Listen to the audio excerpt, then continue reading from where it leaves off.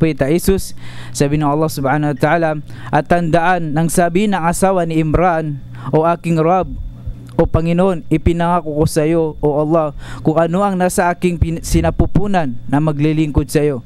Kaya tatanggapin mo, o Allah, mula sa akin ang panata kong ito. Katotohanan ikaw, o Allah, ang lubos na nakarinig, ang maalam. At nang isinilang niya ito, siya ay nagsabi, o aking Rab, Panginoon, nagsilang ako ng isang batang babae, at higit na nakakabatid ang Allah kung ano ang kanyang sinilang.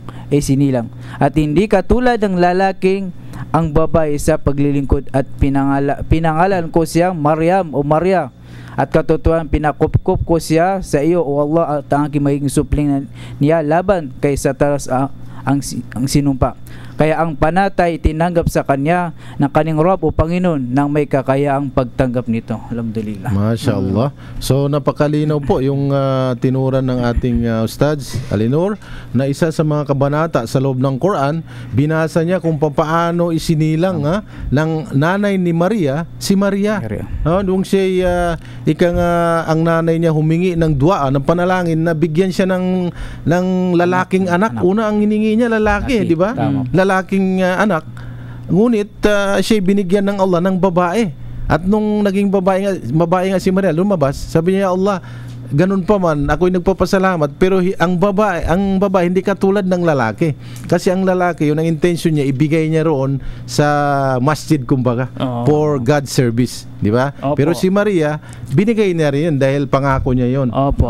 So Ustad Jamil, ano bang may dagdag mo rito inshallah tungkol doon sa mga bagay-bagay na surrounding the life of Prophet Jesus or Isa alayhis salam? Nung yan una pinanganak ang kanyang nanay. Yun naman siya naman, paano pinanganak at na-conceive siya ni Maria? Para magkaroon ng connection kung paano pinanganak si Maria at kung paano naman siya nanganak kay Isa alayhis salam. Sa loob ng Quran mismo sinasabi. Kasi may mga tao nagsasabi na ang Islam daw ay anti-Christ. Pag anti-Christ ang Islam, bakit napakaraming kwento tungkol kay Maria at kay Propeta Isa alayhis salam sa loob ng Quran? Masya Allah. Go ahead, inshallah. Yes, ang banal na Quran nagsasaysay sa pagpapatuloy ng pangyayari sa dua, sa panalangin ni Maria, na kung ano ang magkakaganap sa kanyang magiging anak. Okay, ito po nakasalalay sa banal na Quran.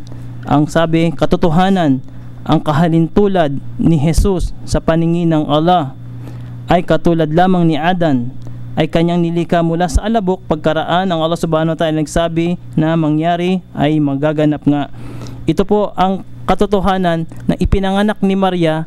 Si Jesus ay hinalintulad lamang po na yung unang tao na si Adan. Kasi pagdating po Ustad dito sa kay Jesus, napaka-controversial ito, kasi unang-una sa labas ng Islam, ang pagkilala nila kay Jesus ay bilang mahimala, ito ay anak ng Diyos dahil ang Diyos daw ay nagmanifest.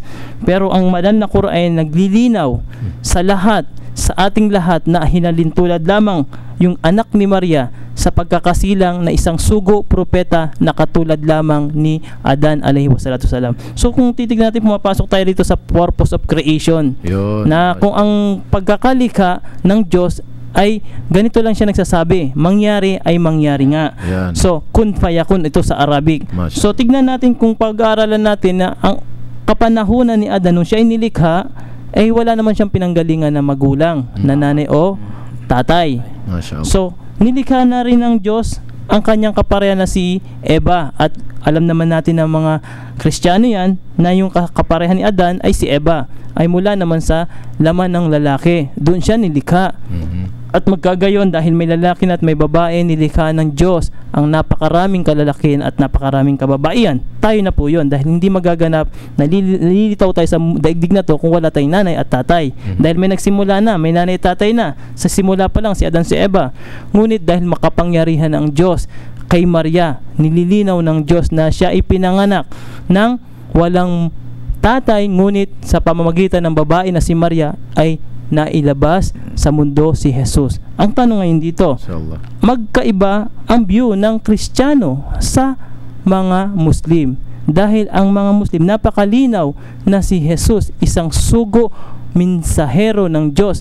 Ang kanyang turo, kapag sinunod ng kahit sino ay maliligtas. Ngunit sa labas, ang nakakalungkot dito sa labas ng mga hindi pa-Muslim ay kanila itong sinasamba sa pamamagitan na ang Diyos ay nagmanifest or di kaya ay anak siya ng Diyos sa pamamagitan na mahimala kay Maria. Ito po'y magulo na hindi nalilinaw ng mga Kristiyano regarding sa kanila ding belief, pananampalataya. Kaya ganun po, tinuugnay po yung pangyayari na binasa ng brother tungkol sa mga panalangin na magaganap, at kung naganap man kay Maria na walang paggaganap na lalaki na kakasama siya, ay hindi naman po imposible sa ating Panginoong Allah Subhanahu wa Ta'ala.